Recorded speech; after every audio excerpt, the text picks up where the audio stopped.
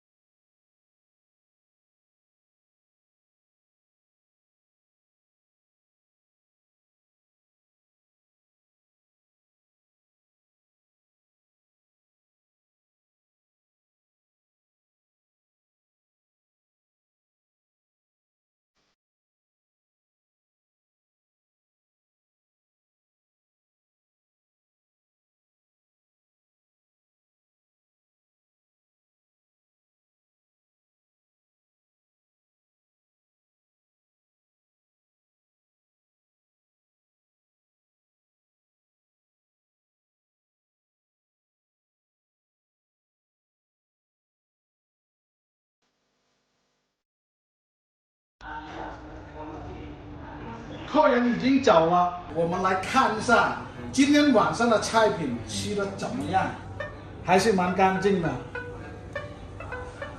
炒米粒啦，这个主食是炒饭，哈，吃的蛮干净的，龙腾四海，还有2个，这个大鱼就全部吃光了，这个没有打包的啊，基本是光盘行动，这个量后也一样，还有点火在这里。